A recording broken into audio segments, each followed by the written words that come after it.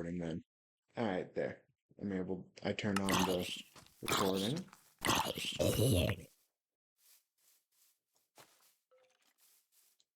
Yeah, forgot to do that initially. I was considering doing it before starting the stream itself, but I ended up forgetting to press record.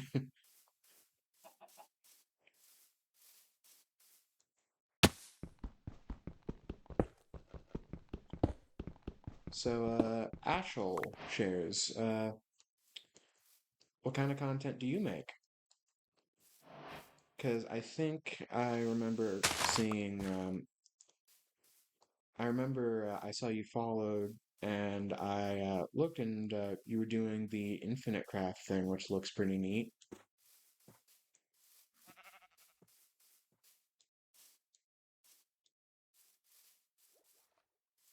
Oh, what the hell? I've never seen this before.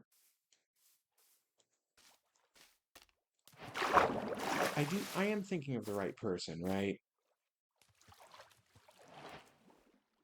Yeah, okay, that is you then.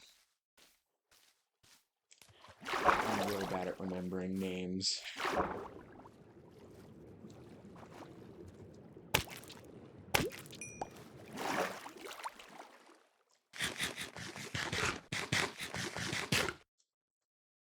Yeah. Other than Minecraft, I might play some games that I have been doing recently, like Dishonored is a pretty enjoyable one. And I've been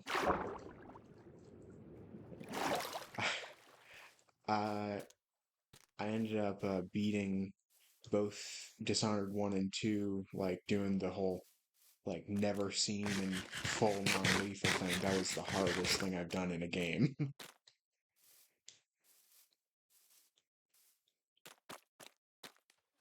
It was pretty fun though, overall.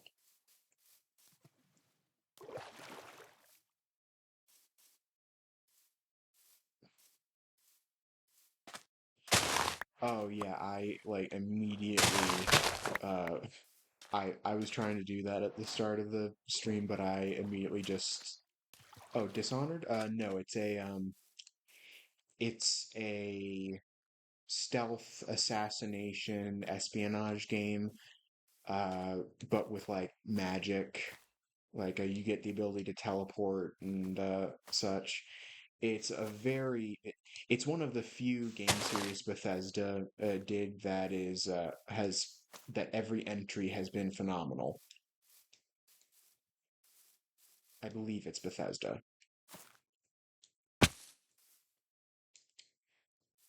But yeah, at the start of the stream, I had like a separate device uh, listening to this, and oh gosh, my voice just sounds so weird to me.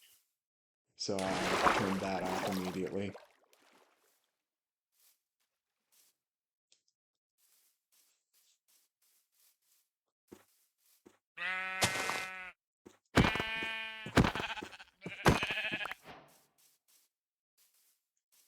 Yeah, the Dishonored series is very entertaining.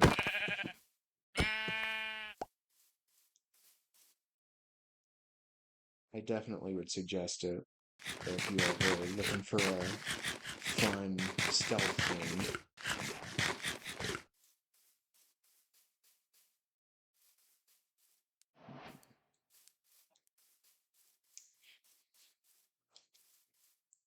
I haven't really played Minecraft for years, man. This is so like from some of the stuff that I've been seeing of like the new things that are included, like the full-on like mega dungeons they've added. Yeah, definitely add Dishonored to your list. It's a wonderful game.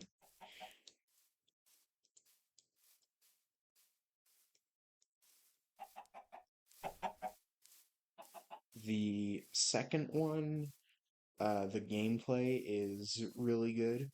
The story is still very strong in the second one, although the first one, it like story-wise leaps and bounds beyond it, the second one.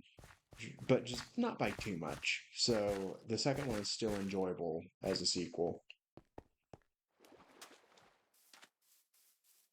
And one of the things that the sequel did improve on is they did add a new game plus mode, which the first one did not have. And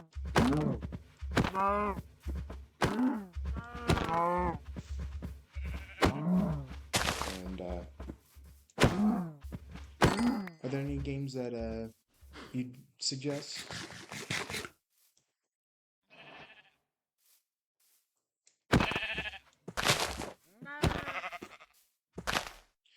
Dishonored.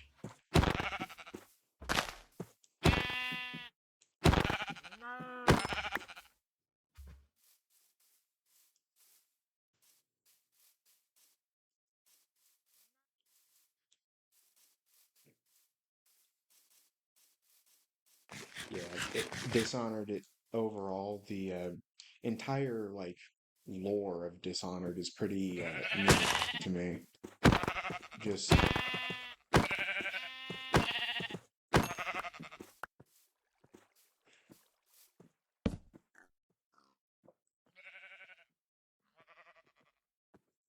I won't spoil any of the story just because it's a wonderful game to play like blind for the first time.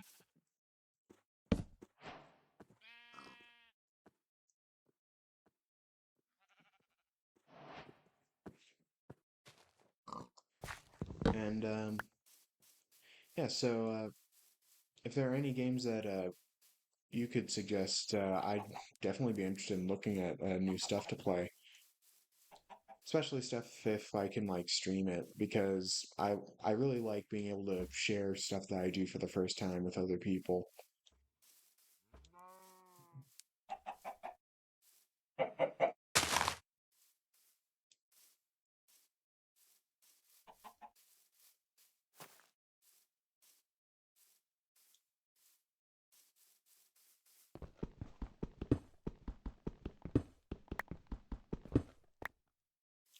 And oh, Valheim, I've heard of that one. It definitely looks very fun. So yeah, I'll definitely look into getting that one.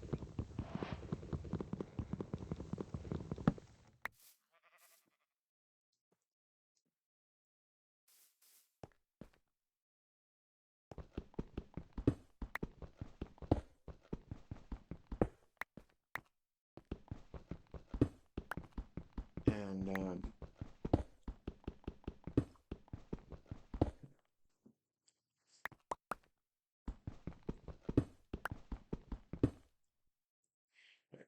hold on, I forgot to change the stream information. Gotta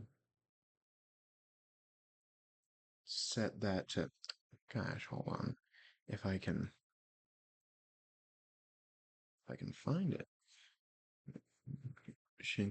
Shinkansen Zero Exit 8. Horror games? I I haven't played many horror games. They are pretty fun for the most part. Uh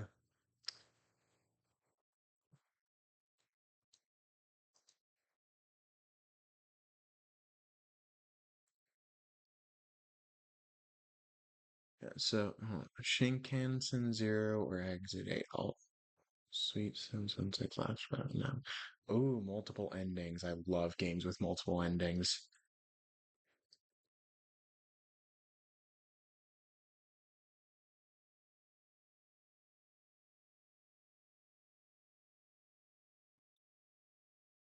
In fact, oh, another game I would suggest for any of you would be Enderall. It uses the Skyrim engine, and the story and gameplay is overall a whole lot more fun than Skyrim. Though Skyrim is still pretty fun. It's just Enderall is wonderful.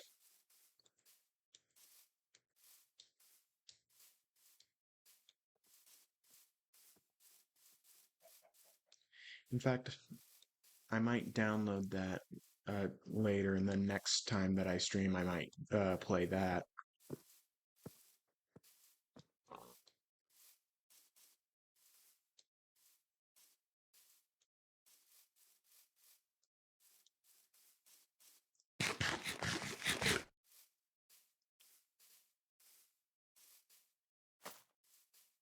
Yeah, I was originally planning on playing like Baldur's Gate, but unfortunately, the most recent patch kind of messed up a lot of the stuff that I had on there.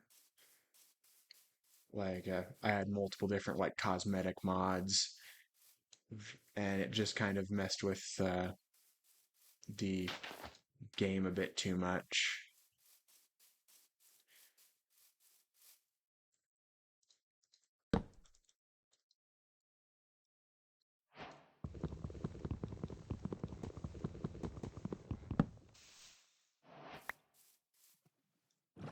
Though I also should probably play Divinity 2 since Larian also made that game.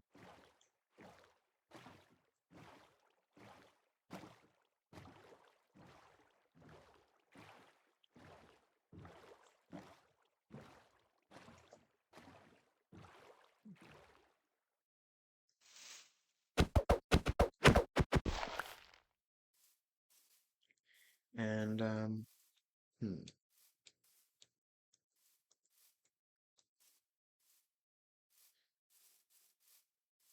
are there any topics that you guys think I should talk about while I'm streaming?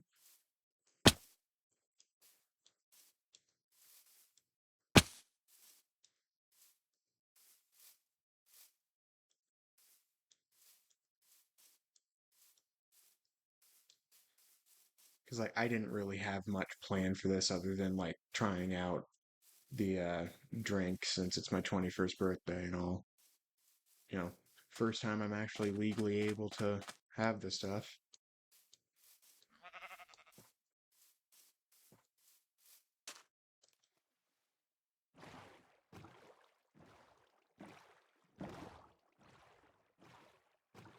Yeah, it's my 21st birthday.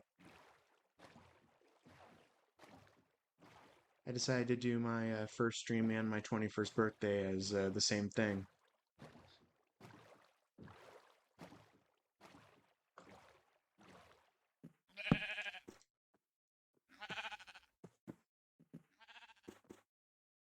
Thank you.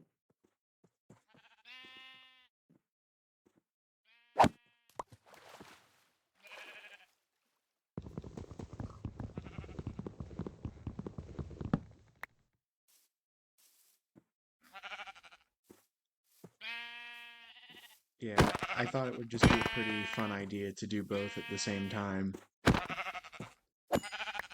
That way, you know, if I uh, if I end up wanting to stick with streaming, then every time that's my birthday, it'll also be the anniversary of my first time streaming, which would be pretty neat. Which, you know, I'm hoping that I'm able to keep up with this streaming. Because overall, every time I see that someone does this for a living, it always seems like it's like the most enjoyable thing in the world for them.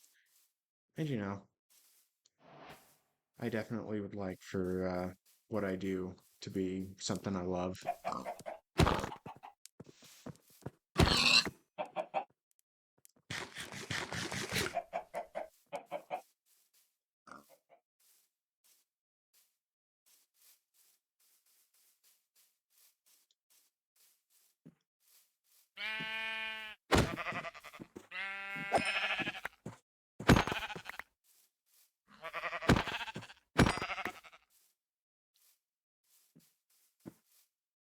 So,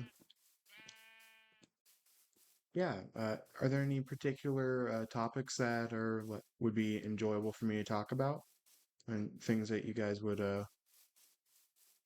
find fun to hear? Because I want to do the content stuff for the sake of making stuff people will enjoy.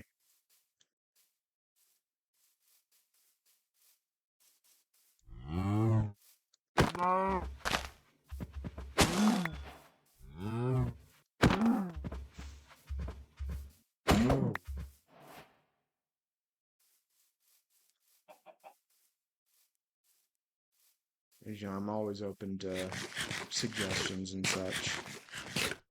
I like improving at my ability to just whatever it is I'm trying to do. I always want to get better at it. Oh, funny stories from the hotel job. There's a few. I've got plenty of, honestly, I've got plenty of funny stories from just overall. From the hotel though, there's this one guy I work with who, well, it's very it's I'm being kind to him when I say that he is the least intelligent person I've ever met. He doesn't know how to put sugar in brownies, and that's his entire job is to make desserts for guests at the restaurant. And he is uh it's every single time that he's in the kitchen, he ends up burning something, and I don't know how he's still there. But from what I can understand, it seems that the people who manage the place just keep him there so that everyone else feels like they're like doing good enough. And yeah, I don't know, it's some sort of weird psychology thing from the management.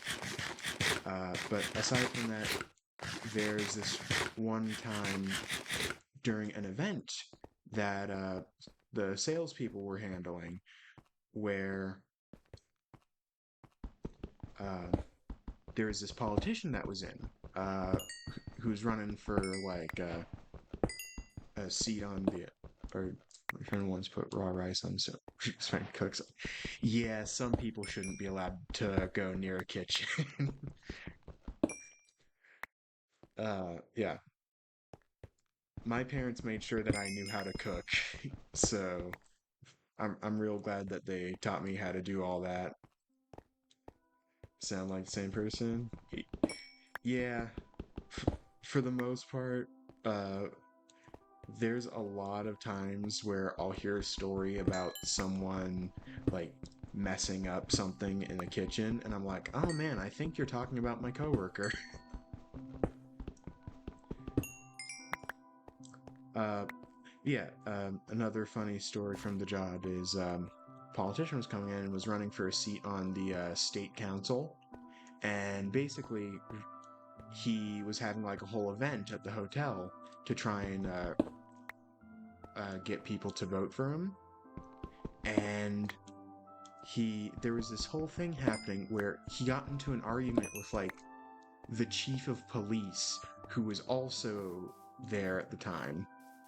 And like the politician, I forget what his name was, but he got like absolutely wasted, and it was only noon, which funny enough, I'm drinking and it's noon, but different situation. He was like absolutely destroyed by noon, and he just started getting in the chief of police's face, right? And after he did that, the chief of police, she was just saying like, hey, sir, I get it. You're like this important politician. I know I gotta make sure that you don't die, but you're not encouraging me to do that or anything. And he was super belligerent. And then some dude who was just as drunk as the politician tried to start a fight with him. And like the dude trying to start a fight with the politician had a had an open carry. And basically the politician started like looking at the chief of police like, well, aren't you gonna do something? And the chief of police, she was just like, oh, I thought that you didn't want me here. I thought you wanted me out of here. What's happening now? It was very funny to watch. I wasn't there in person, but I did get to see someone recorded the whole thing. Yeah, I don't think the dude's gonna make it into the state council. He's dude, everybody. has seen how he acts. It's pretty funny though. Not gonna lie, I do enjoy seeing things like that happen. Not because it's someone causing problems, but because the person who's causing the problems ends up getting embarrassed.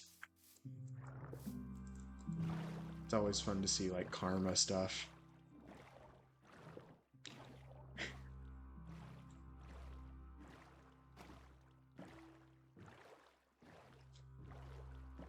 One story. Okay, so I'm gonna tell some stories of stuff that have just happened to me in my life, not related to the hotel. So this one time, my older brother and I, we basically went to Alaska because a friend of our parents uh, offered a job in their construction company, right? Uh, well, that did turn out to be completely wrong. They did not, in fact, own a construction company. But the funny part of the story is that 2 days after my brother and I showed up to their place, they were letting us stay there, right? And our parents hadn't made it to Alaska yet. They were still getting stuff dealt with here back home before they could head up. And we didn't know this about the two we were staying with, but they had been at the Capitol building on January 6th. They hadn't gone in, they hadn't touched anything, right? They never actually committed any crimes while there. They just stood and just took pictures while commenting, like, wow, look at this. This is insane, isn't it? What they were doing wasn't actually a violation of any laws. However, the wife in that situation, because it was a couple who we were going to Alaska to help, the wife of that couple was acting super rude to a stewardess on a flight from Washington to Alaska. And basically, when the FBI started asking the people on that airplane, or well, people that worked at that airport, hey, was there anyone suspicious? Because the wife was super rude, even though they didn't actually do anything, the stewardess was like, oh, yeah, here's the information for these people. They're definitely the ones you're looking for. So she basically gave the FBI false information about these two just because they were being douchebags. Which, I mean, you know, can't say I blame her. Um, and basically, 2 days into my brother and I being there, and I was 17 at the time, um, we ended up waking up to FBI agents pointing guns at us because we just so happened to be staying at the house that two people who were falsely accused of stealing a politician's laptop, like, because that's what the FBI was looking for. Is they were like, oh yeah, we know these two stole that you're staying with. They stole Nancy Pelosi's laptop, and it's like, no, they didn't do that. And of course, it was later discovered that they were given false information. But basically, my brother and I were both handcuffed by the FBI because we just so happened to be staying at a place that two suspects owned. They let my brother and I go as soon as they found out I was 17 because they were like, oh, we put this minor in handcuffs, and not even like the handcuffs you use on suspects. No, it was padlock handcuffs, which apparently you're only supposed to use on prisoners during transport between prisons. So there was a lot wrong with that. And it was definitely the most interesting time of my life. Though probably only in the top five for my brother. He's gotten into some weird stuff in his life. Yeah, it was quite the event. Um,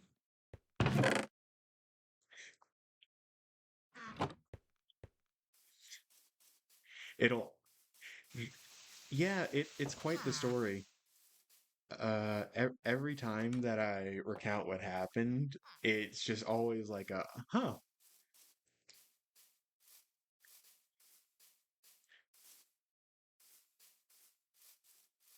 It's like, hey, to their credit, when they realized we had nothing to do with it and that I was a minor, they were like, "Oh yeah, you guys can go immediately." But you know, it was still definitely an experience, and I can't be too mad about it because it does. That happening basically gives me like one story that no one can ever beat about their trips to Alaska. Like, oh, what did you do when you went to Alaska? Oh, I went fishing, caught some fish. Well, what about you? Oh, I had a gun pulled on me by an FBI agent and was handcuffed because the people I was staying with were falsely accused of theft. Oh, yeah, try beating that, Cheryl.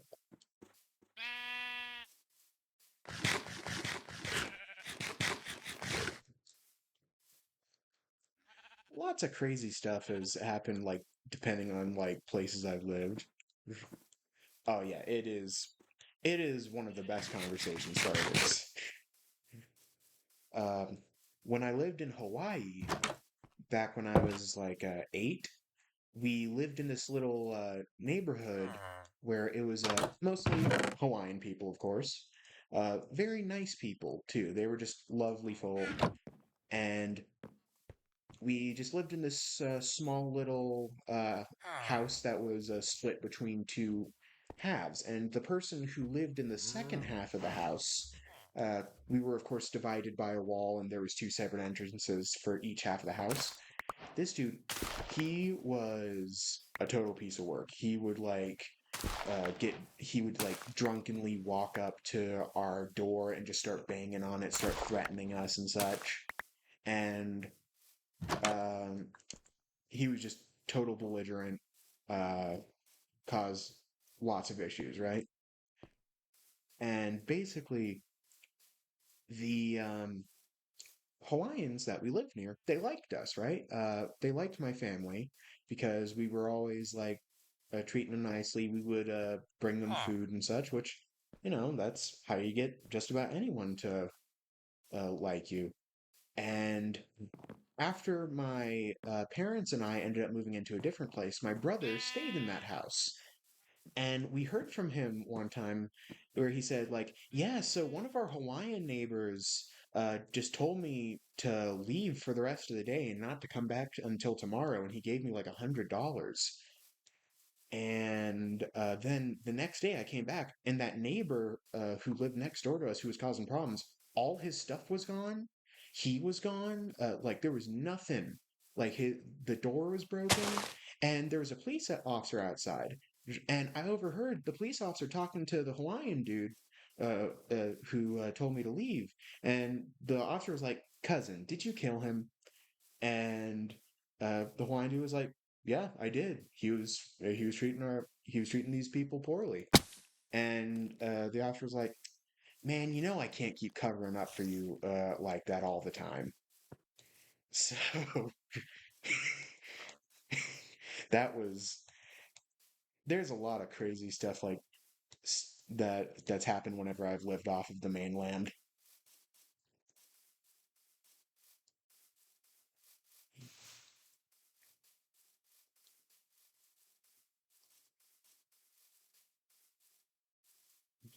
And from when I was in Alaska, my the FBI story is always the one that I tell first about when I was in Alaska. But my favorite story to tell is about when I went fishing. And we went over to this river off the coast of Homer, Alaska. And this river was called China Poot, which, that's a funny name for sure. But it's a salmon river. And I had a seriously bad fever at the time, but I still went fishing. And I caught a whole bunch of fish, and about a fifth of the fish that I caught were caught by hand. Uh, that is to say, I caught 5 fish, and the fish that I caught by hand, I ran into the river and I kicked it onto the shore.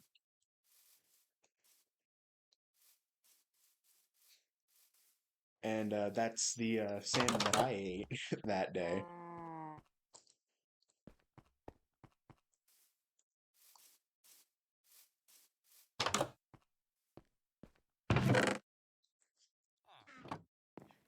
And yeah, if you ever visit Homer, Alaska, uh, can't even imagine can't imagine like the fishing or the Hawaiian one.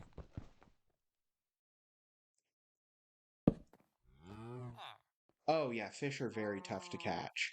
Um, I mean, to a certain extent, like if you're doing certain kinds of fishing, it's easier. Like snag fishing is where you just have a hook and a heavy piece of metal attached to the hook. And what you do is you just whip the hook at the fish and you pull really hard back to just snag it along the spine. And that, on one hand, ends up kind of cutting off a lot of the fish's ability to move because you're lacerating its spine, but also it immediately grabs onto it and makes it impossible for it to escape. Uh, so aside from the one that I caught by hand, that's how I caught the other four fish. It's just the first fish, it was just swimming there, and I leaped into the water and I just punted it as hard the water as hard as I could, and it immediately flew out onto the shore.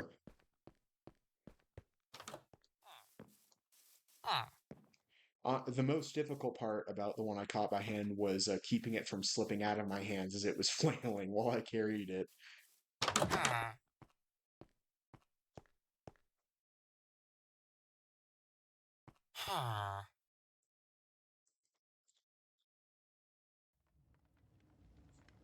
Fishing is definitely fun.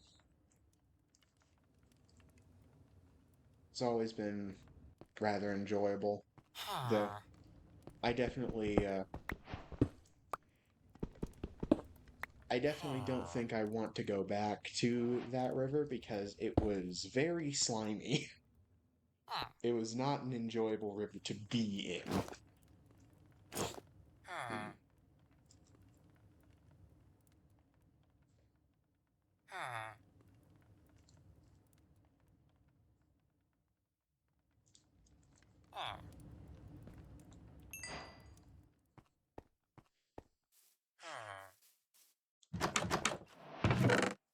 And,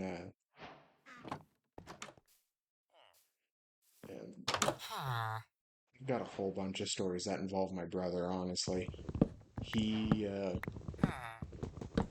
he's about 13 years older than me, and he has lived quite the interesting life. He My brother he got diagnosed with Crohn's disease when he was 11, I believe. And just Crohn's disease is a very horrible disease to have because it means that your intestines are pretty much trying to dissolve themselves. And just the main thing about it is you can't do strenuous physical activity if you have it. You can't eat most foods. But my brother is a very spiteful person. So he said, "No, I'm going to eat the spiciest foods and I'm going to join a taekwondo gym and I'm going to beat everybody's ass, right?" And he did that, and then his Crohn's disease started to become easier to manage. Which my brother overall just has a very odd, like, biology. Like, whenever he sleeps, his resting heart rate is 20 beats per minute lower than the average, and his temperature is 15 degrees lower than the average.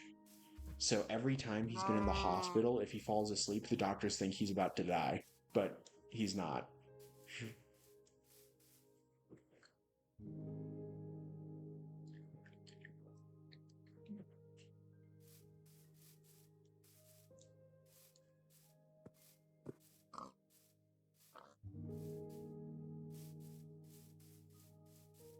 And hmm,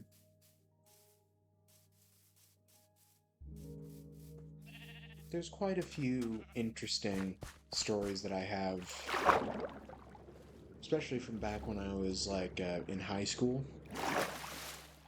I went to this really odd high school uh, where the majority of the students were Karen refugees from Burma, which, if you don't know, the Karen people were the original inhabitants of Burma until the Burmese invaded and then basically just took their land. I believe that's the history of that. So the Karen people who escaped Burma after that, just a lot of the students at this school were these refugees, right? And the headmaster for this school had a very bizarre, just a very bizarre way of teaching.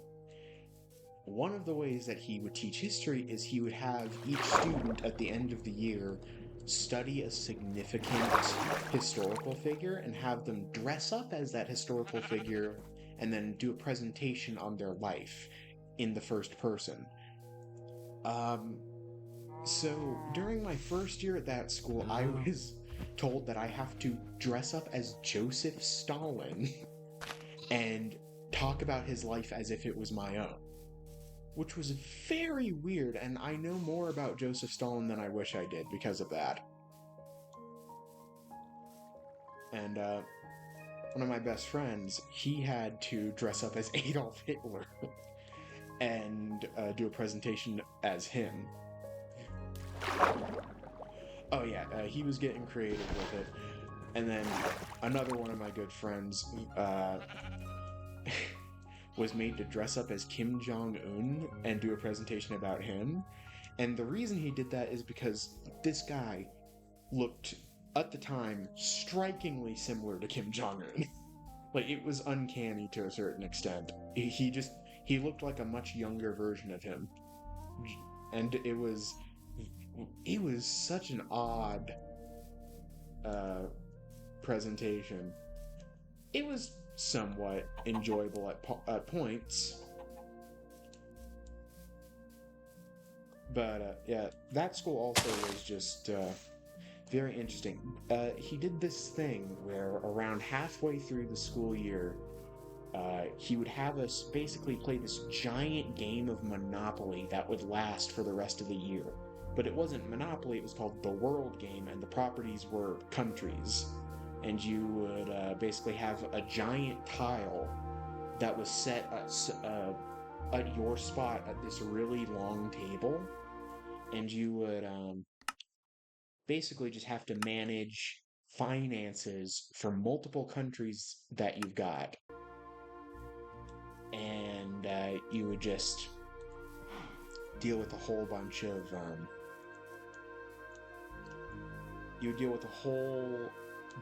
bunch of really complicated stuff. It was meant to teach about economics, but even back then and even now, economics is something that I will never be able to understand.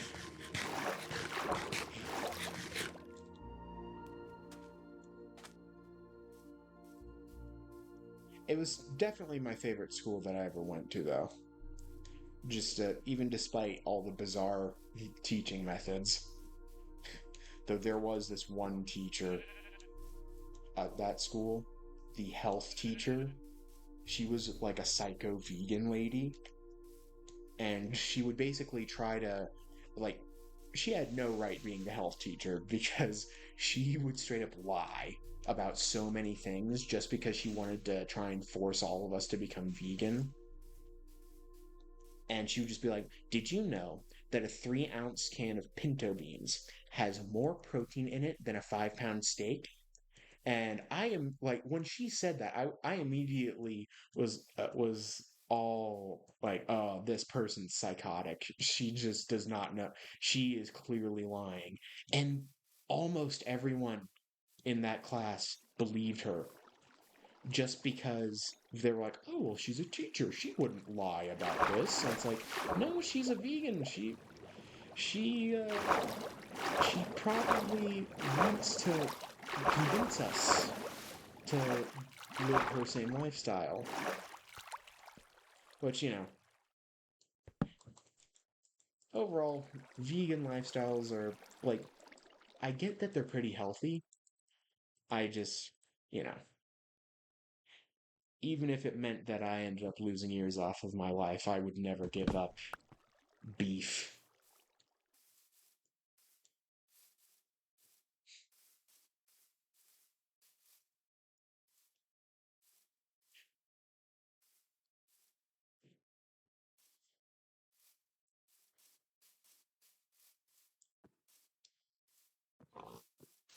Oh yeah, she absolutely was gaslighting.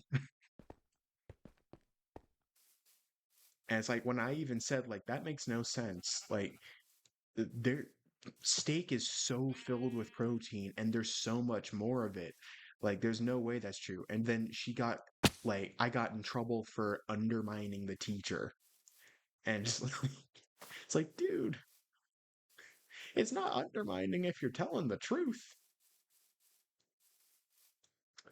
But yeah, it was definitely an interesting school. And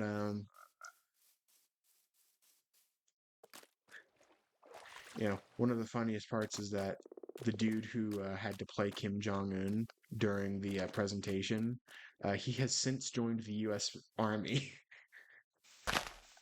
uh, so could have been just having to do that presentation made him want to do the opposite of what Kim Jong Un was like. Very well could be that.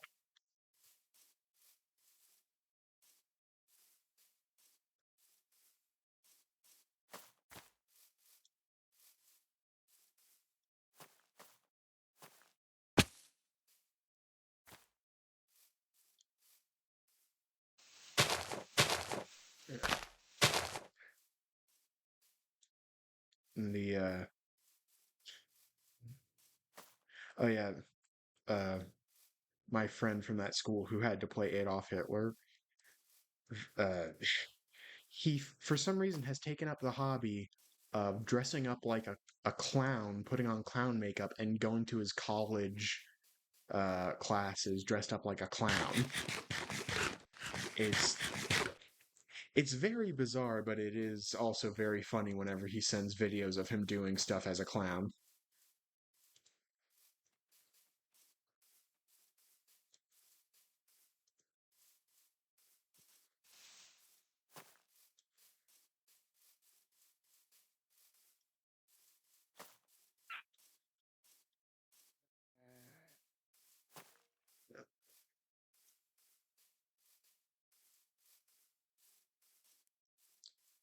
Oh yeah, a more recent story from my life is because of just how expensive it is to just be able to live in like a house. My parents and I had to temporarily, for like the span of a few months, live in a trailer. Uh, we could have still afforded a house. It was just more of a precaution to be like, hey, you know what? Let's do this thing that's immensely cheap for the sake of like being able to ensure that we can afford a real place in a few months, right? Which, that makes sense. And the place that we had the trailer at was this farm where a dude from the church that we go to owned this farm.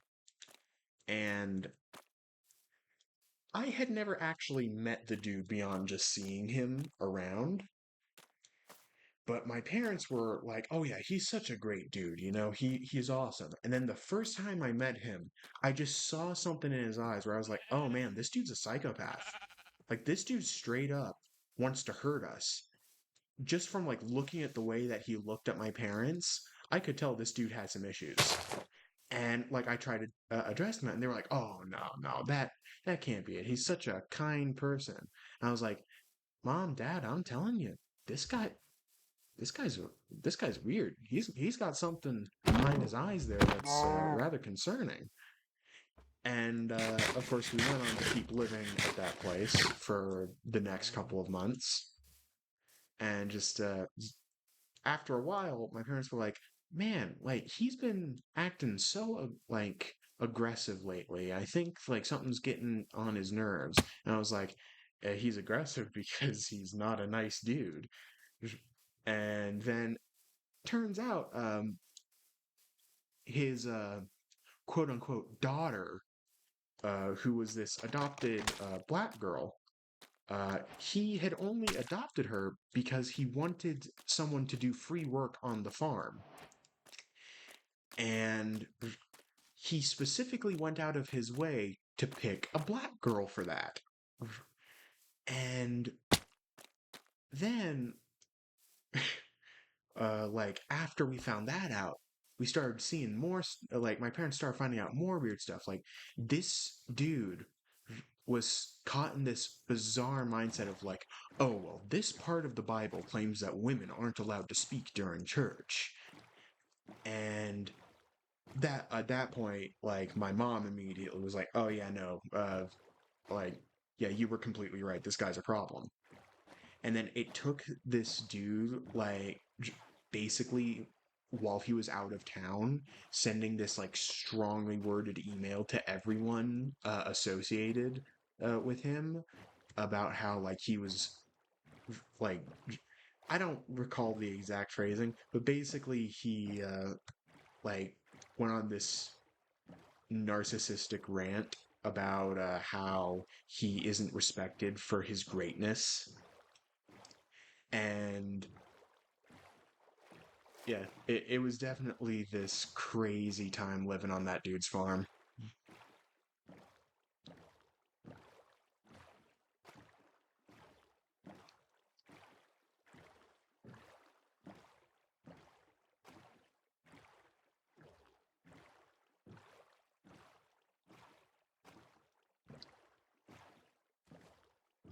Oh, another story from when I lived in Alaska. My brother and I, Dan, how do you meet so many odd people? I don't know, man. It's just part of it is the fact that my parents kind of just tend to not have the ability to recognize when someone is a problem. And so, like, my brother and I, we can immediately tell, like, oh, this person that you guys just introduced us to, this guy's a sociopath. I don't, how do you not notice this? And so I was like, no, no, he's such a nice person. Oh, no, this person's great. You guys are just being paranoid. Then, like a few months later, it turns out, oh yeah, well, would you look at that? This dude has just informed everyone that he is, in his mind, God.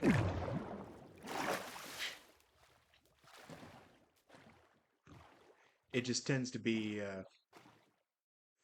less a case of me having the luck of meeting odd people and more of my parents introducing my brother and I to people who are like of increasing levels of like mental instability. And yeah, back when I lived in back when we were in Alaska, after the whole FBI thing, my brother and I, we were just staying at this little area where it was kind of this communal living space for all of the people that the dude who we went to work with, like he owned the area and he would hire people and just let them stay in this place, right? And we were staying in there. My brother and I, we were the first ones there. And we had a fire set up outside, a little campfire because it was winter in Alaska and we needed some heat. And then all of a sudden, we just started hearing like heavy metal music. And then just this dude just steps out of the bushes from behind us. This Native American dude, giant feather attached to his forehead by a headband. And he just walks through. He's just like, sup? And then he walks by us. And my brother and I were just looking at her like, what the hell is happening? And then we're watching him as he's going, and he starts punching a dumpster. And we were like, oh, this dude's insane. And then someone crawls out of the dumpster. And he's like, "Oh, is it time? Yeah, it's time." And they just start walking off. Don't know where they went after that. But like within the first week of my brother and I being in Alaska, we were assaulted by the FBI. We met a Native American man and Dumpster Dan, and just so much crazy stuff happened. Like that was it was a hell of a time.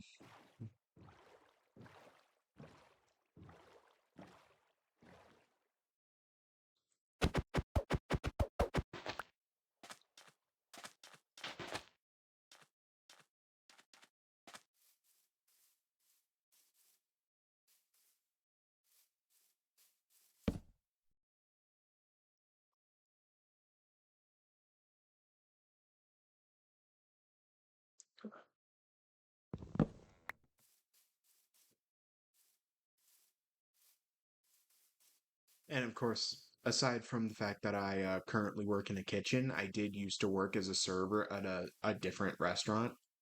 And just there were so many times working at that place where I like saw the most rude and like rude customers. I had some very awful coworkers, and like some this one time there was this giant group that came in, and we were having to seat them, right? And this old dude was trying to enter from a side door rather than entering through the front entrance. And the thing is, that side door, it wasn't an emergency exit, but it did have an emergency exit sign, which the owners of the hotel were like, "Yeah, no, don't take it down. Don't bother taking it down. We don't need to take that sign down, even though it's very misleading." And this one customer saw him trying to get in through that door, and she was basically trying to tell him through the door, "Hey, this is an emergency exit. I don't think you can get through here." And I see this happening, and I walk up, and I'm like, "Oh no, it's not actually an emergency exit. Here, you just push on this, and he can come in, right?" And she's like, "Oh, that makes a lot of sense." And this dude, this old dude, he's like clearly this Eastern Bloc European fella, immediately just goes in, has this like furious expression, points at the lady who was trying to help him, and just starts screaming, like, "You are ignorant, stupid woman! The idiots do not deserve the right to speak." And like this lady and I, we were just like stunned.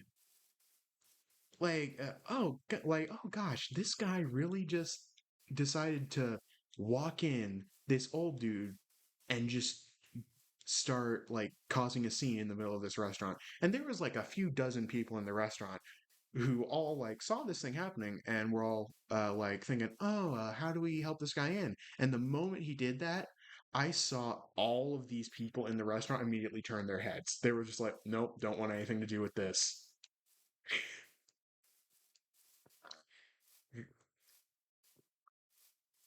And unfortunately, my manager at that place was not qualified to be in that position, because when we told her like, "Hey, this dude just came in and started harassing a bunch of other customers and started screaming at people, can you deal with this?" She rather than kicking him out, she was like, "Hi, is there sir, is there anything you need?" Yeah, yeah, they all wanted nothing to do with that guy. And then our manager just didn't even do anything about it. Like all of us, like the servers, kitchen staff, and all that uh, were like, "Hey, you should be kicking this guy out." But she wouldn't do it. And it was definitely, that place was just bizarre to work at,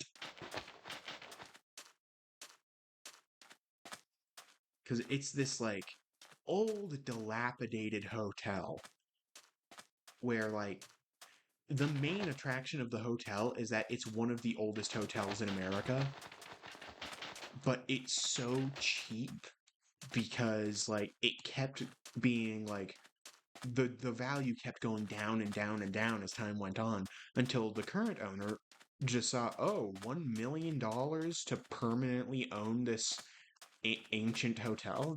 Sounds like a steal. And so he paid for that, right? And to his credit, he drastically improved the actual quality of the place and brought up the value a massive amount. But overall, it's still kind of a hell box of a hotel. The main attraction of the hotel is that it has the third oldest elevator in the country. I believe it's the third oldest elevator in the country, where it doesn't even have buttons. It has a pull lever where you pull it and it makes you go up. And then you flip a switch, pull the lever, it makes you go down. And the door is like a manually closing door. It's like it can only fit like two people in it. And that's the main attraction of the hotel.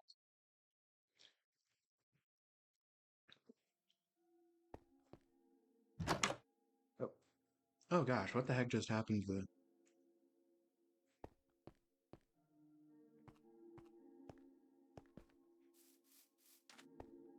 Hmm, that was odd. The stream on my end just started lagging.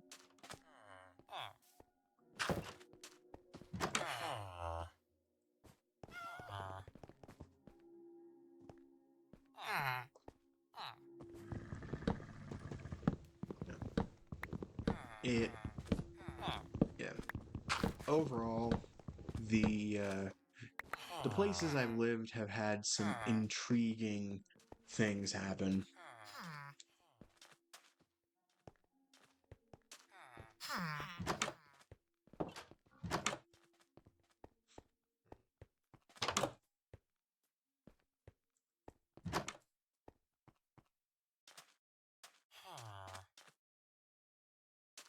Yeah. Overall, it's most of this interesting stuff has happened in like the last 3 to 4 years, really. Like, aside from the time in Hawaii when the Hawaiian dudes ended up getting away with killing the one rude neighbor, there's never really been anything interesting that's happened in my life up until the 2020s. Just after the 2020s happened, everything just started going absolutely like crackhead insane.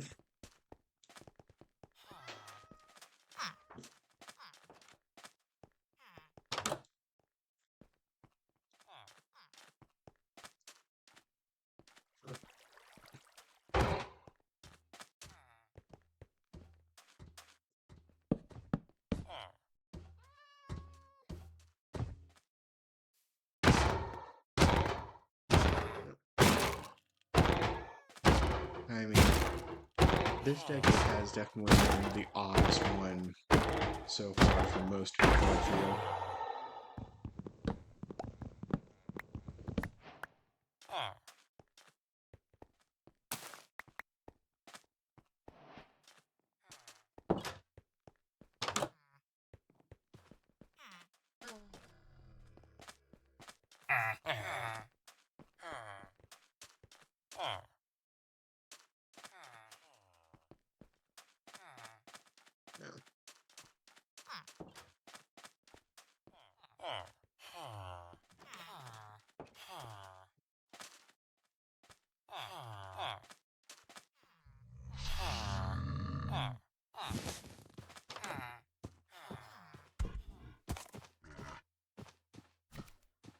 I definitely think that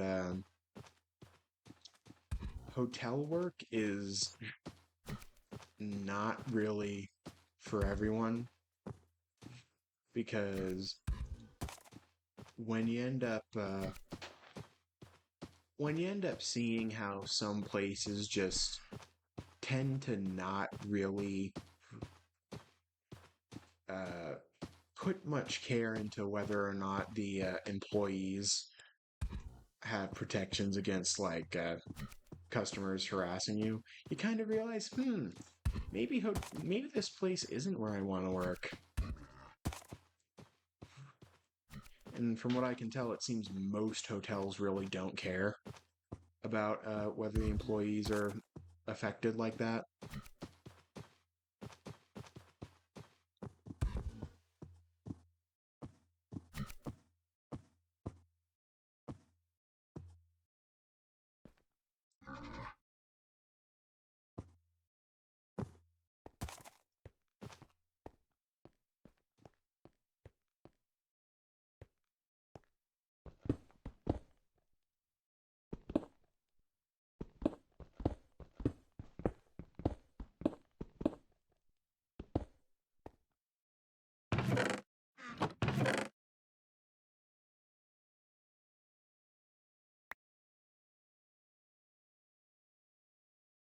So, hmm,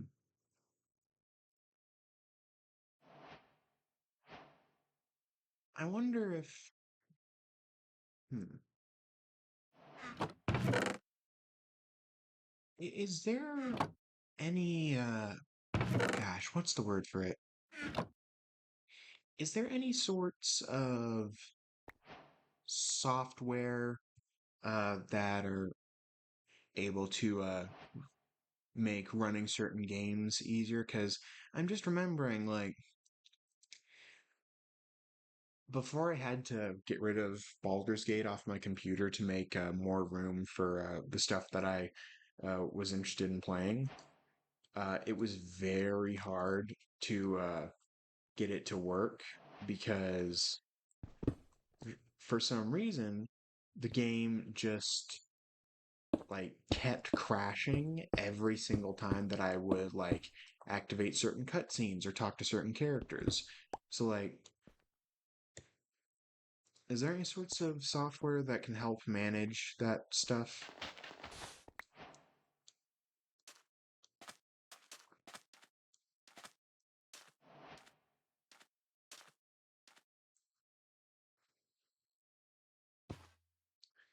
Yeah, neither am I. I kind of suck at dealing with technology overall.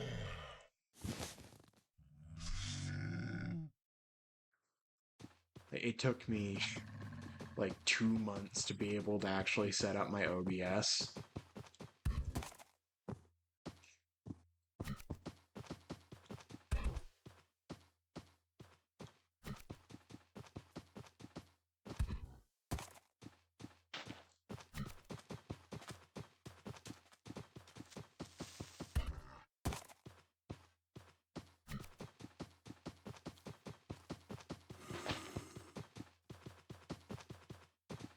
Yeah.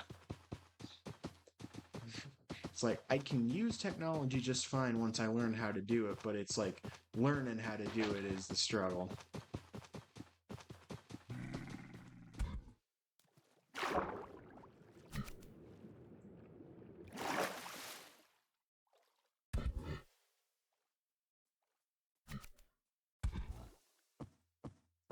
Radeon. I'll make sure to check out Radeon just to.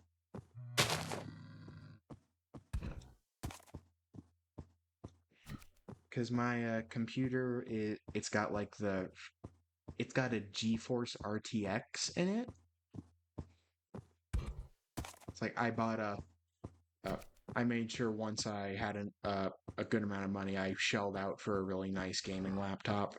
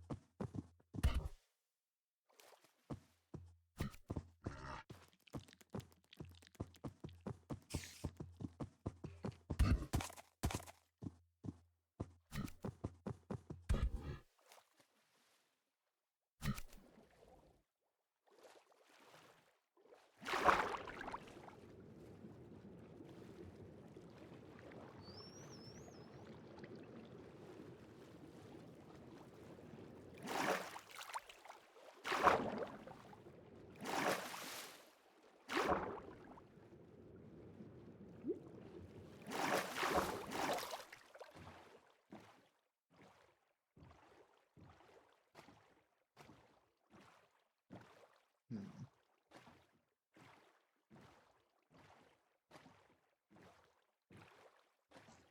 So I am hoping to be able to do streaming like this as a full-time thing eventually. And so I'm wondering like what are some good like content plans or like specific types of content that can keep a stream entertaining? Because like overall, I'm finding this very personally enjoyable. Just being able to uh, play a game and have people watch and just to chat. But I do really like the idea of being able to make it something entertaining, uh, so that like other people can have a good time, and to make it as enjoyable as possible.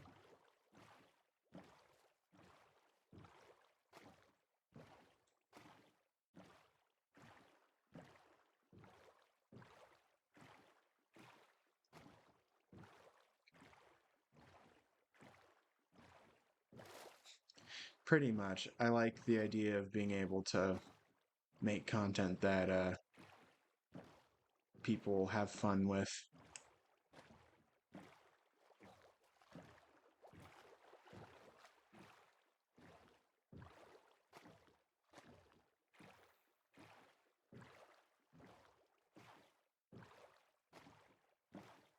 I suppose one part of it is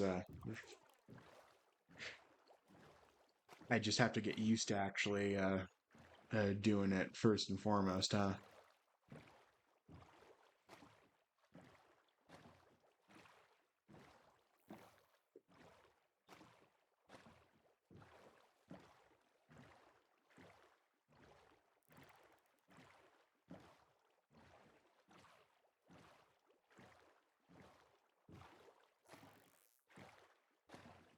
Hmm.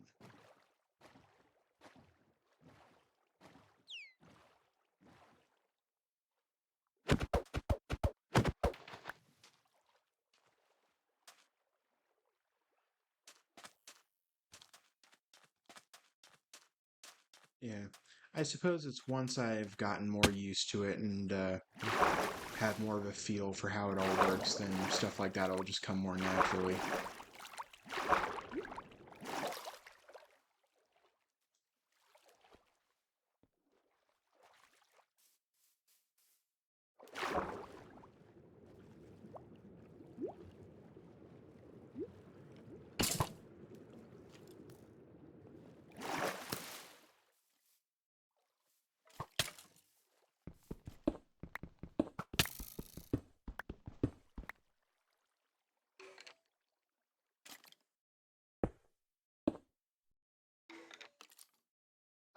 No, I didn't. I really, I waited until I got a model, mostly because just like I don't really want to show my face online, but I also want to be able to be expressive in some capacity. So I just decided, hey, might as well pick up a model so that I can uh, have some degree of expression going on.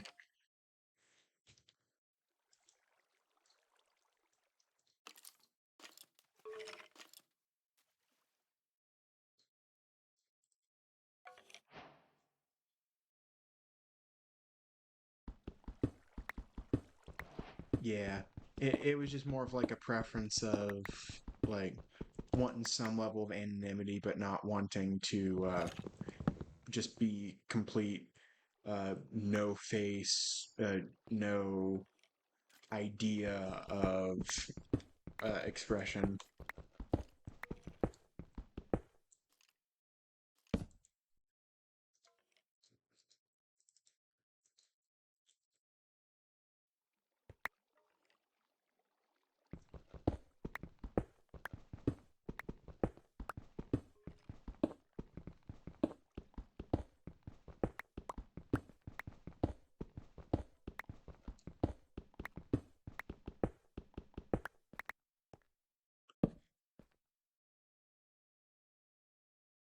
Oh, the model is hold on here. I can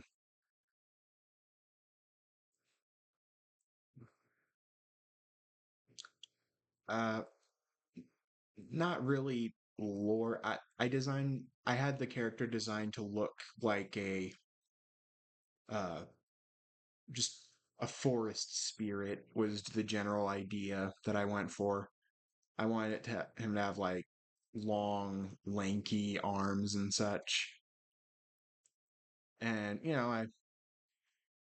I like redwood trees, so I decided to go for the idea of being redwood forest spirit. Just I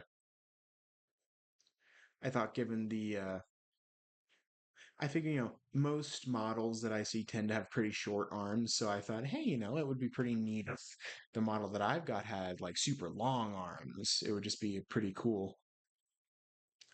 Yeah, actually, it is kind of similar to that. I used, don't know if you've ever seen the movie series Nightmare Before Christmas. I never really watched that myself, but I did. I have seen the characters from that. Here, hold on, I'm gonna pull up an image.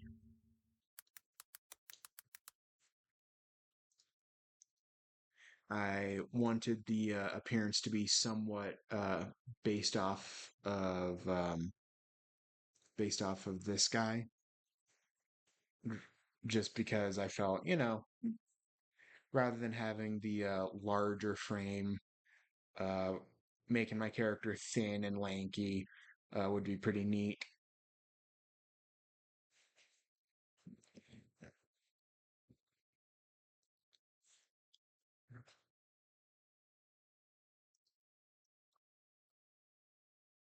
Yeah,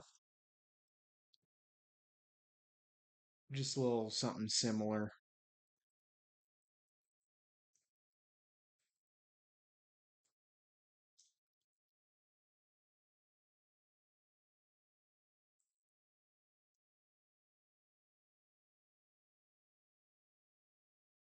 And I also wanted to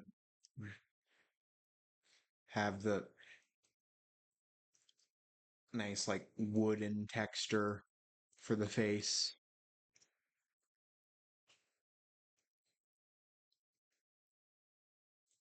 Have like the little tusks around the mouth.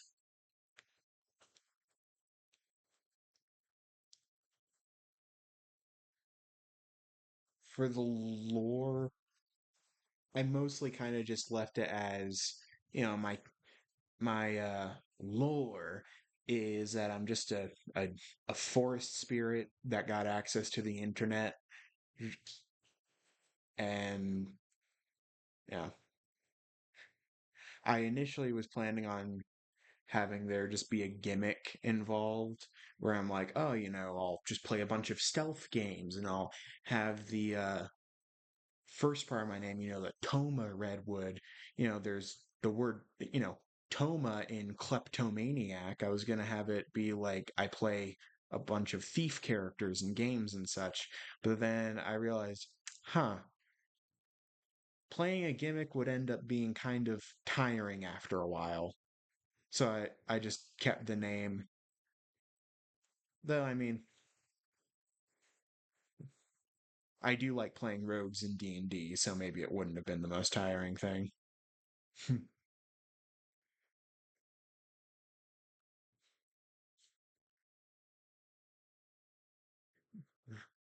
Overall, I do like the way that the model turned out. I think it looks pretty nice. I didn't need anything like highly specialized with like a million different expressions to just be, I figured this is good enough. I mean, hey, both the eyes can independently blink, so that's pretty much all I need.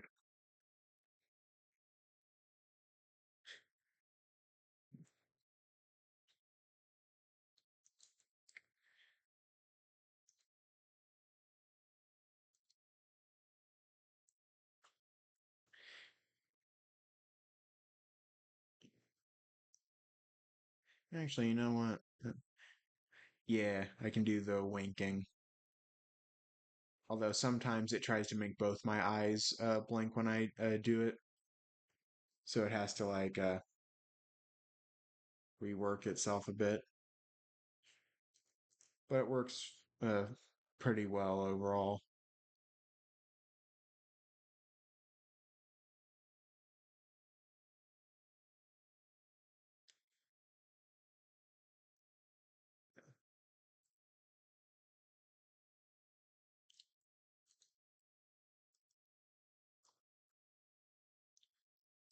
Honestly, hold on.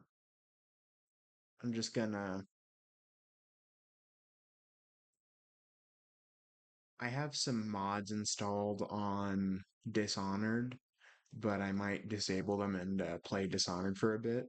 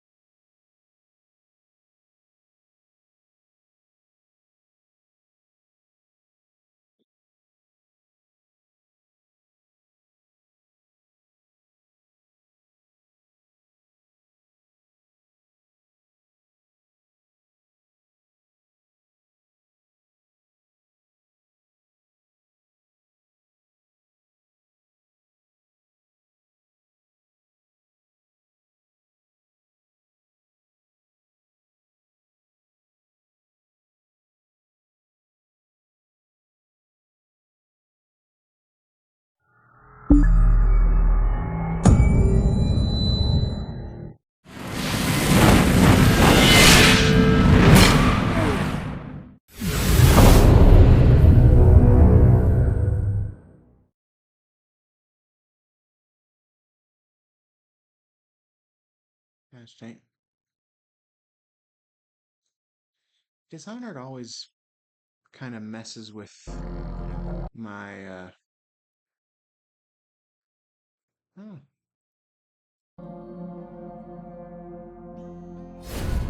All right, there we go. Should be working now.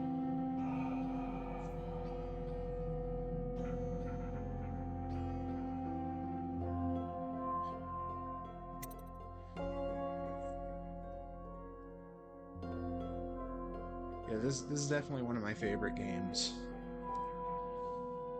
This and like Borderlands 2 are definitely some of like in my top 5 for sure.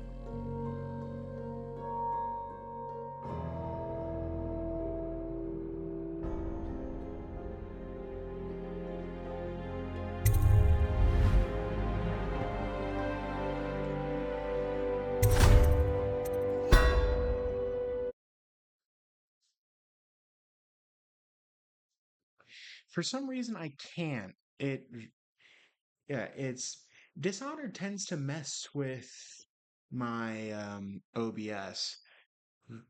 It just for some reason will not. Corvo, if Oh gosh, that was loud. Steady hand. That's it. Watch it. Cast off line. Casting off. We're away.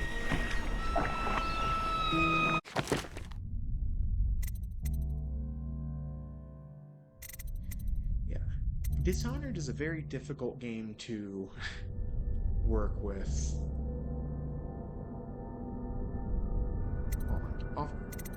Actually, I think I know how to do it. How to do this. If I just hmm.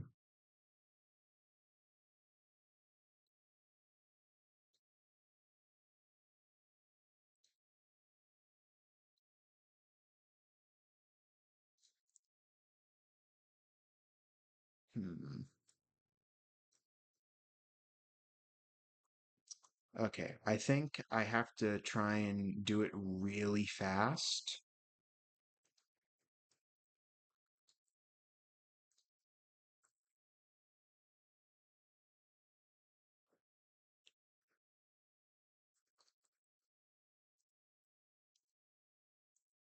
just gotta make a separate game capture in OBS.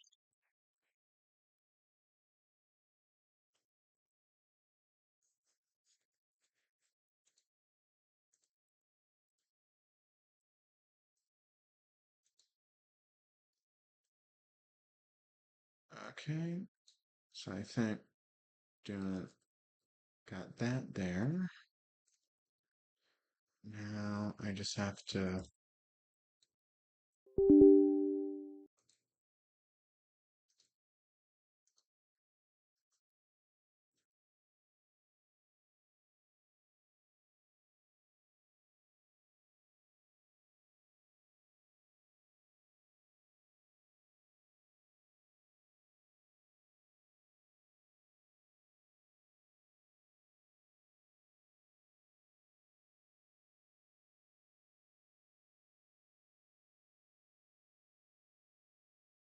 so if I got that going there, does it start working? Because I was having it just capture my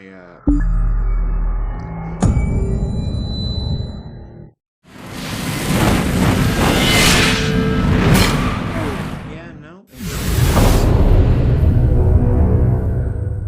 Seems that for some reason OBS does not want to give me the full capture on that.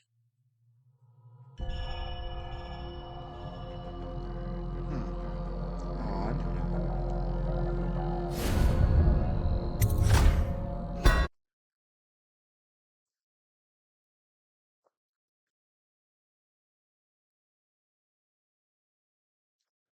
Okay. Maybe.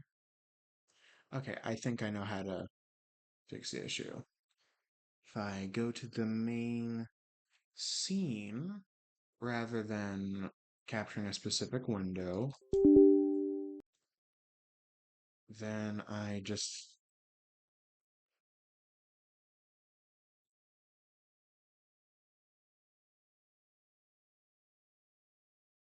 make it wider.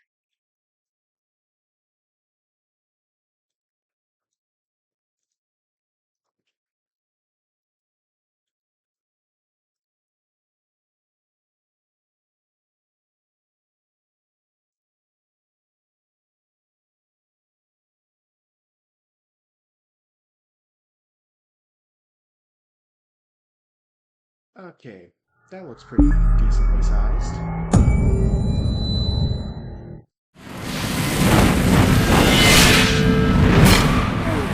I am gonna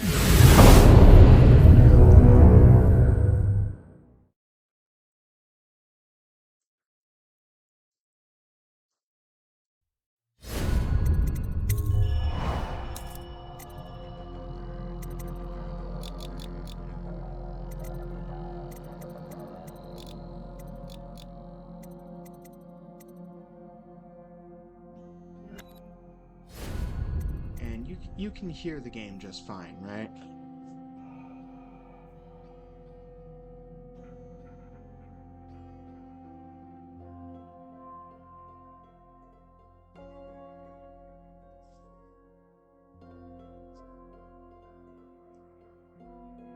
Oh yeah, and also thank you for that information on the RAM and graphics card. Oh.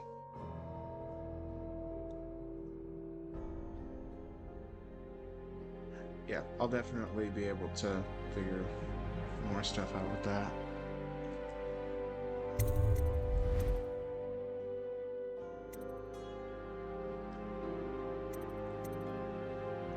I'm actually playing on hard mode for this.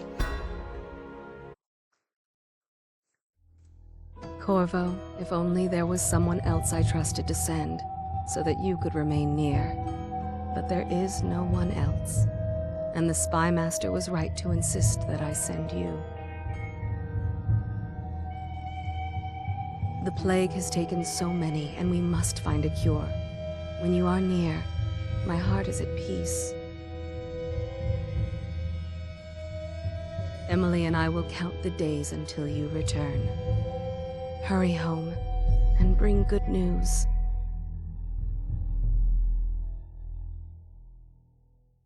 Yeah, this is a very fun game to play, so... Steady hand. That's it. Watch it. Cast off line. Casting off. We're away. Take us straight to Dunwall Tower. Lord Corvo has news for the Empress, and we've come a long way. A long way to bring bad news. The sailors say there's a curse on us. Black magic. Superstition. For all we know, there's a cure for the plague by now. Maybe. We live in strange times. Sending the About Empress's 4 years bodyguard ago, away this for a game couple would of not months. have been That's good to play. unusual. Well, this was important. We need help with the rat plague.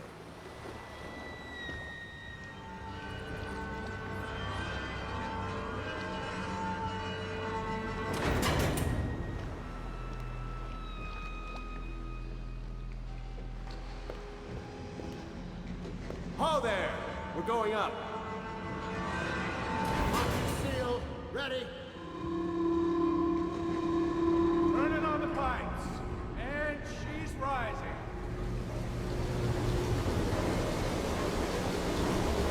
Home at last.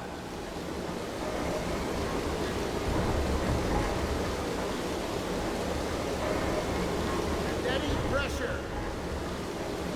And stop. Shut her down. The Empress will be waiting for your news, Corvo. Let's see if the glitch happens. It's very funny when it does. Yeah. Takes him a moment to get off the railing for some Corvo, she's reason. waiting. You should go see the Empress. You know what to do next time?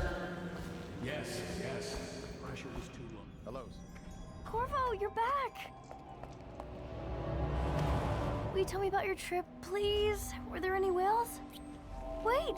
Let's play hide and seek first. I'll cover my eyes and you hide. You have time? Mother's busy talking to that nasty old spy master. Spies tend to be pretty nasty. Okay, here we go.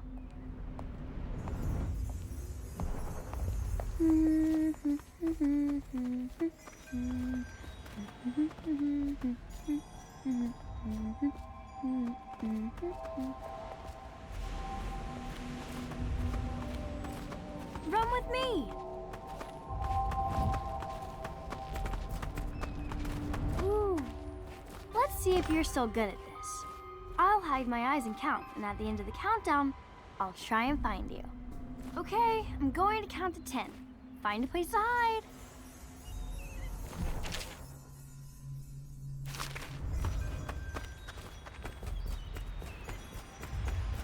One, two, I don't usually do the hide and seek part.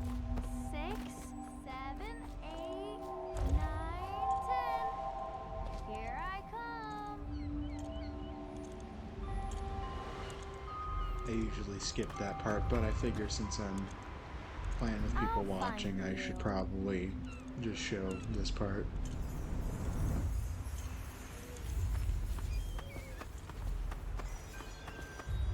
Now let's see where you're hiding.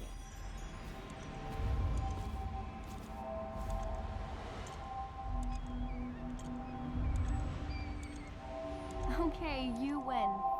We should go now, so Mother can see you too. Follow me, Corvo. While you were gone, mostly Mother just seemed a very small sad. way I of think she showing missed that it's you. a stealth game, but you know.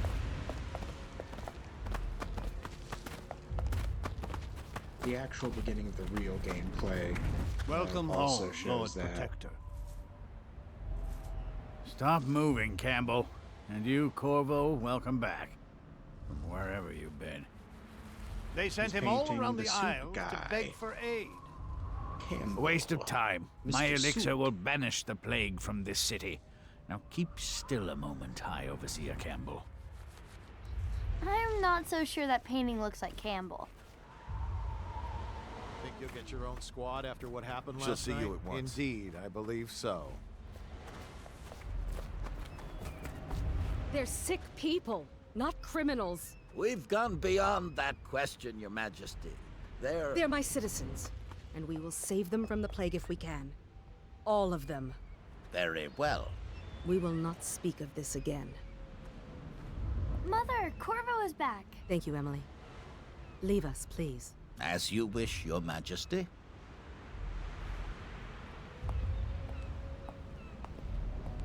Corvo. 2 days early. Full of surprises, as usual. To cut down on the smokes, buddy, your lungs sound like they are exploding. It's a fair wind that brings you home to me. Follow me, Captain. What news have you brought? We should leave them.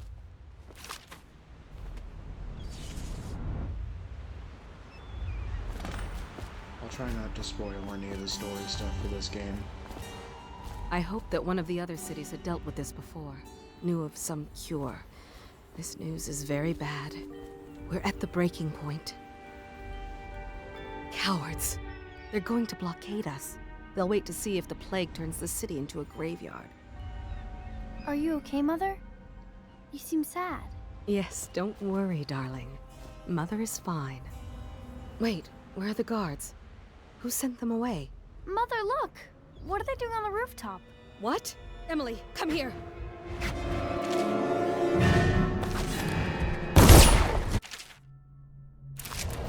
Emily, get behind me!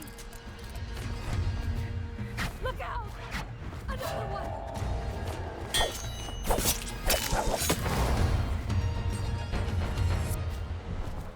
Oh, my sweet... Who are those men, Mother? I don't know, Emily.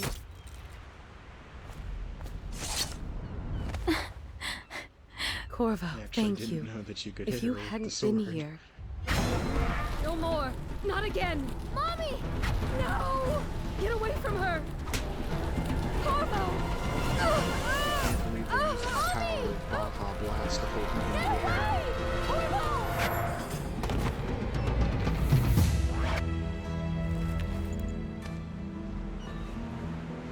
Corvo, it's all coming apart. Find Emily. Protect her. You're the only one. You'll know what to do. Won't you? Corvo.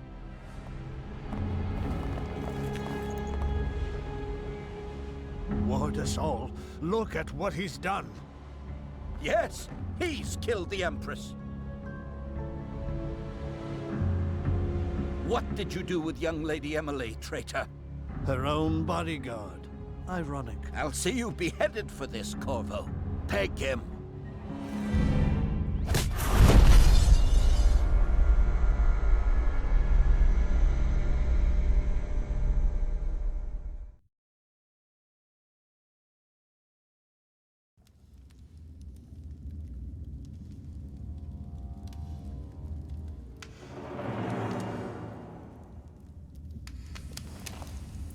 You know, most games that just throw you in super fast and just like This is your final have a chance, short Corvo. intro. Sign the I confession tend to and not let me give enjoy you the those rights types to of put your games very spirit at much, ease. 'cause I like a slow start to a story.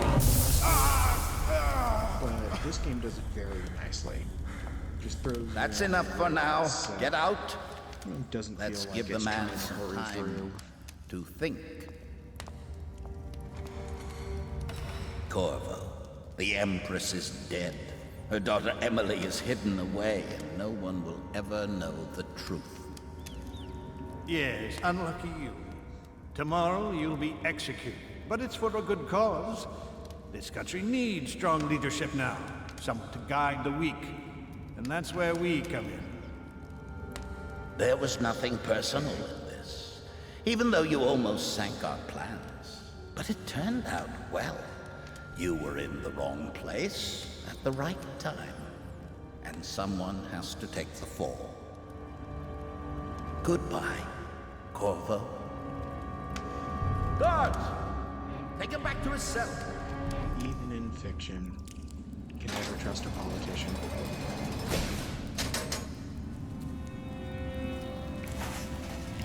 You should eat, Corvo. This meal comes from a friend.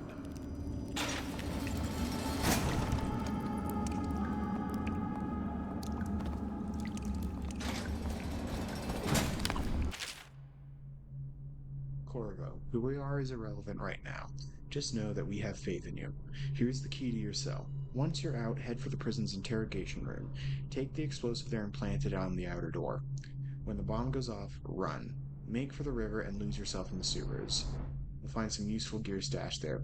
One of the prison guards will leave a weapon just outside your cell, and good luck. We need you alive and well for what's to come. A friend.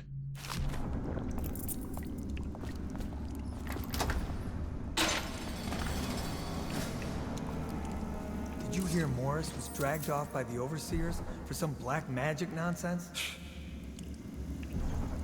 I'm so not many sure people are whether I coming should try to do a non-lethal run. Execution tomorrow.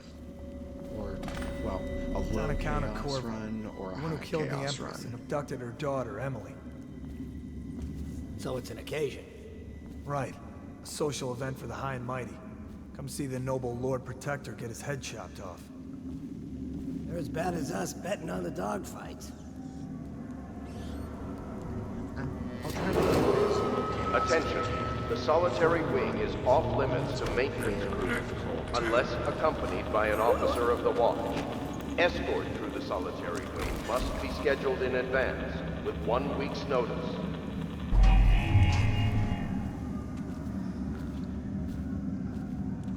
Let me out. I've got 3 days before they cut my head off. No. Hey, I heard you got eaten alive at cards. Another night, another patrol with you. Tell Slackjaw I'm in here. He's gotta get me out.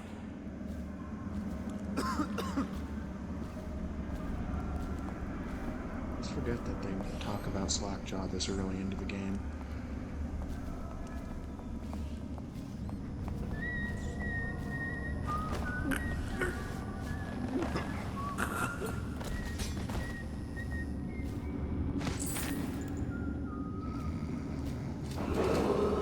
Attention. Tomorrow's execution will be restricted to the personnel assigned to the event and approved dignitaries only.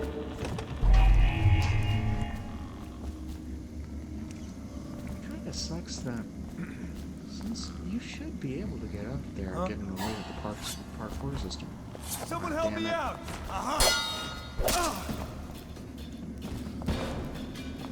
Dump you in the rip. Well, mostly non-lethal it is, I guess.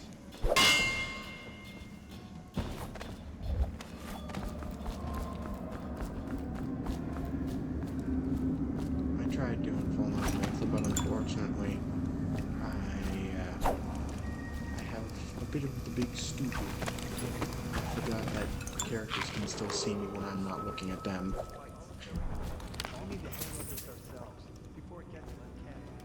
Fall apart on me. Won't get it. The solitary wing must be scheduled in advance with 1 week's notice.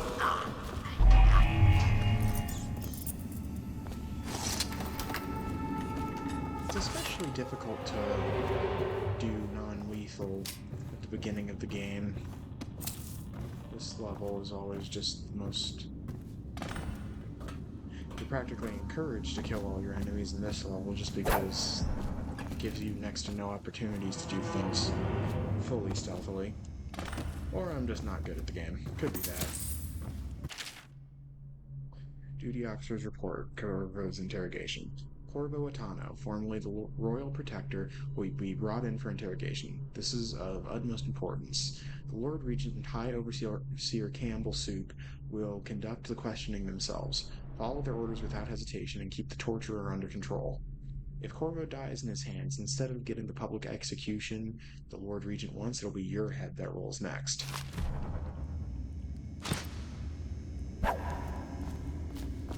I've had less reasonable employers than that, though, so I can't really say that the dude's in a terrible position.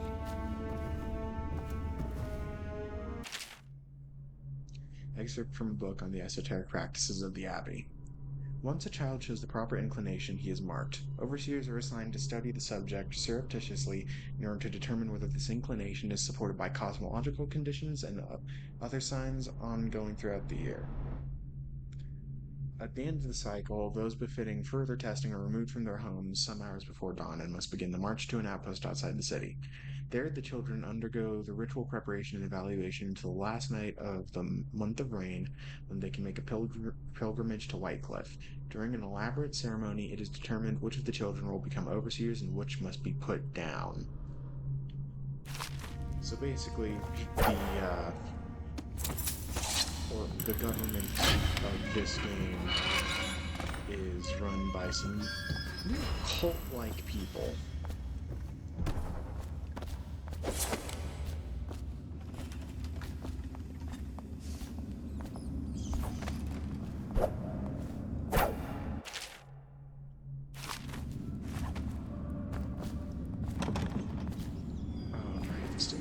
I forgot about that.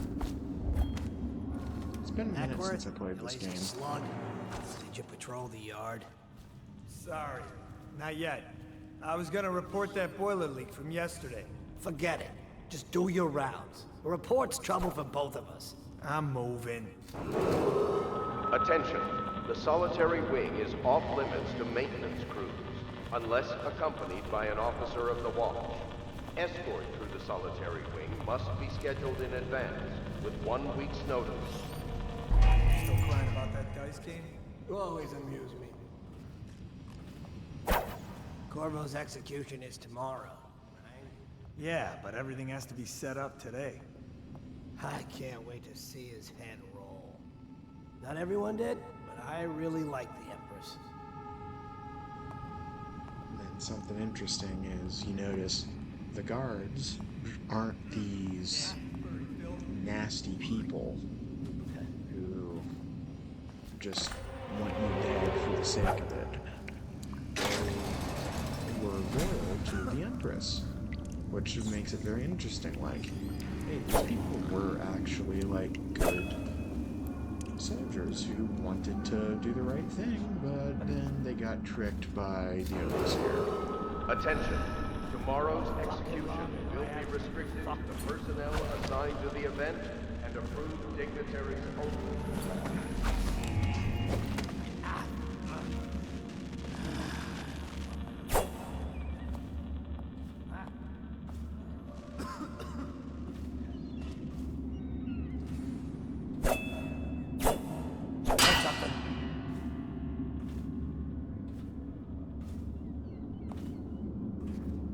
Seen anything scary? Shut up.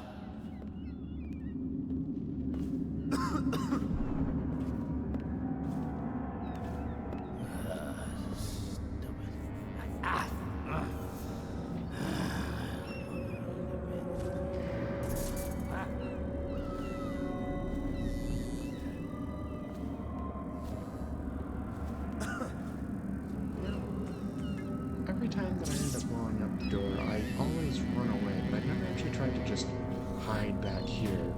So I wonder if I can survive doing that. Probably not. Okay, first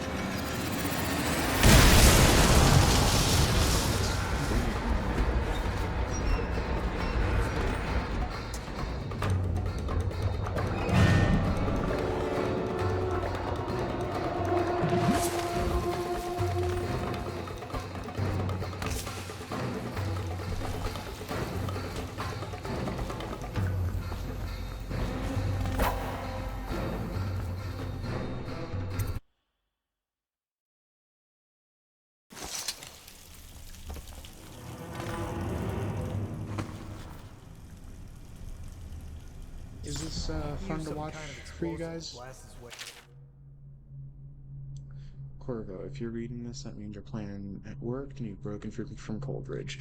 One of our contacts has put hidden weapons for you somewhere deeper in the sewers.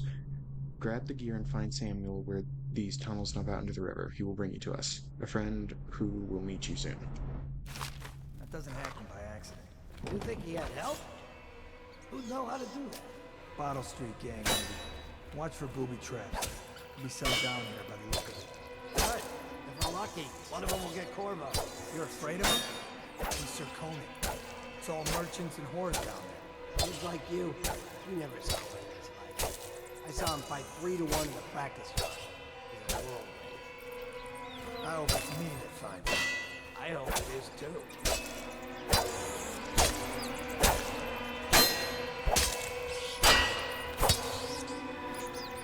That's interesting. I've never tried killing rats before they get those guards. Seems like they just respawn. They only respawn rat group, not even, I guess.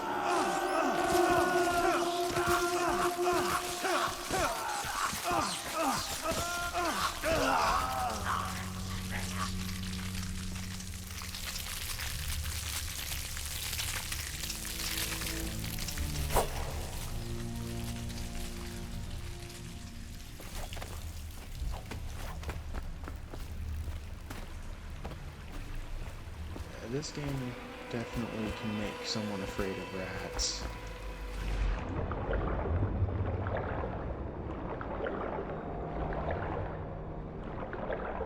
Oh yeah, thank you. And, hope you rest well, Ashel.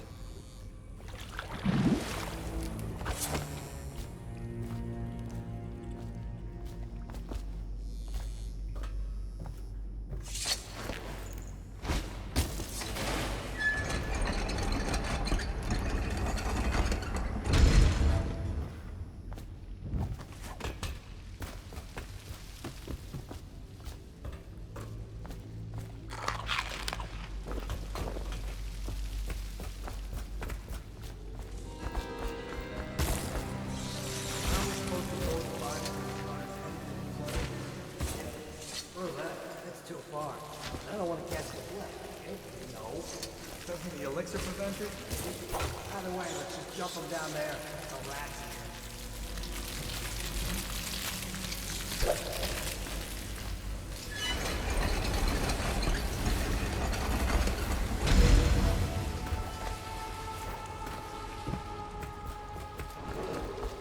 Attention Dunwall citizens.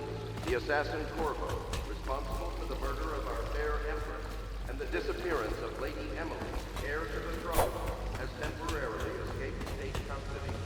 Any evidence as to his whereabouts must be delivered to the City Watch at once.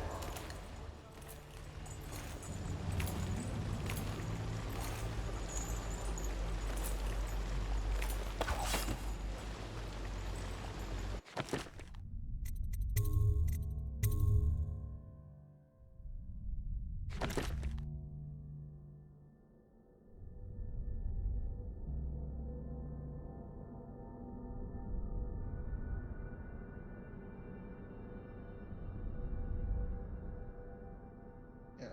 Overall, this game is one of the best I've played. I might just get back to it at a later time, though.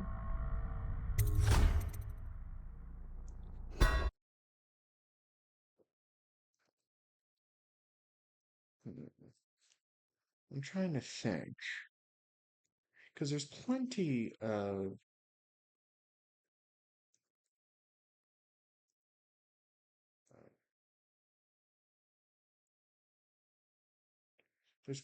of good things that I could probably stream.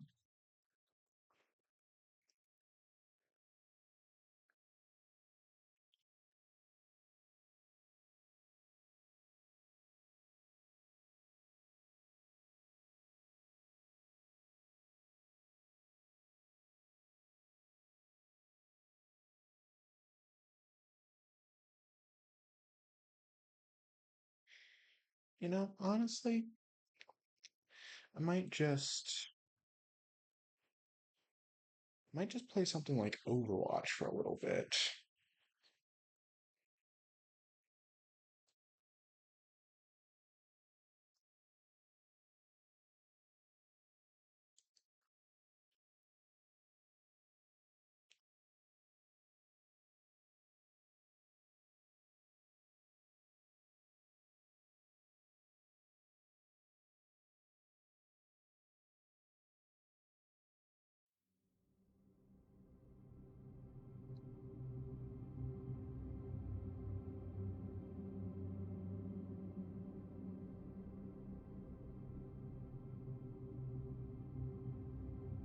If it lets me connect to the servers.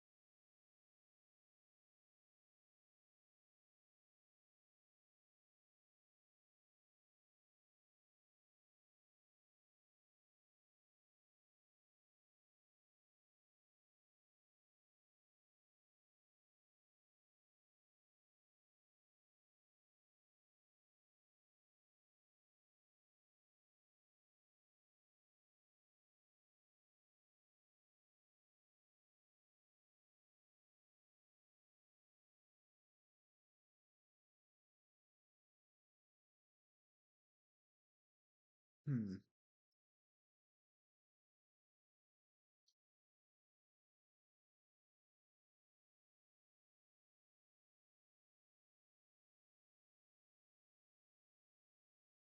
Overall, there's not really all that much that I can think of to try and uh, do for the stream. I've mostly just been like, while planning out the stream, I didn't really have any plans whatsoever, so I've kind of just been improvising. Next time, I'm definitely gonna have a plan set out.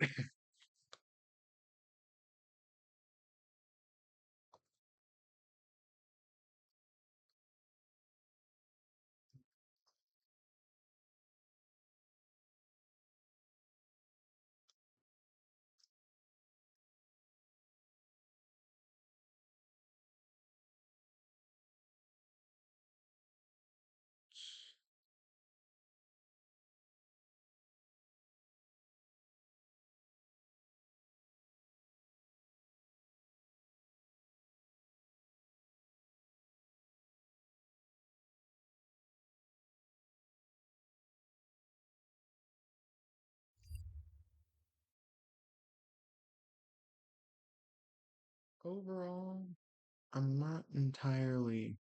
Hmm. Oh, you know what? For for those of you still here, is there any sorts of any sort of content that you think I should try just checking out? Any videos that I could watch while on stream? Do any watch along sorts of things?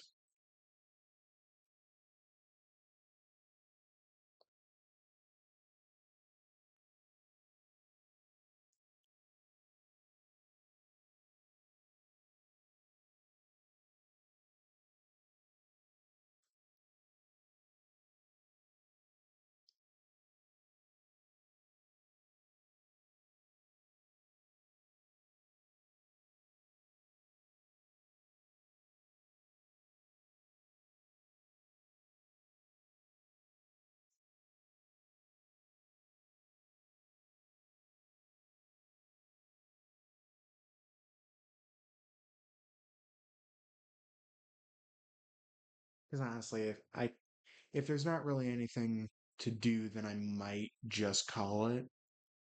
But if there's any suggestions for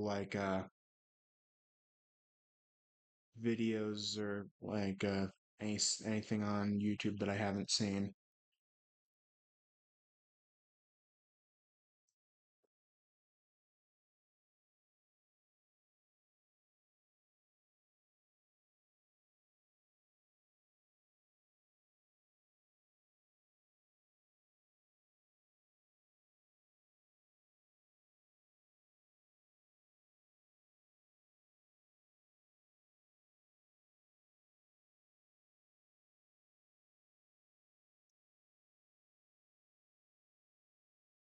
yeah, if there's really nothing, then I guess I'll just end stream then. It was definitely fun. Thanks for coming by.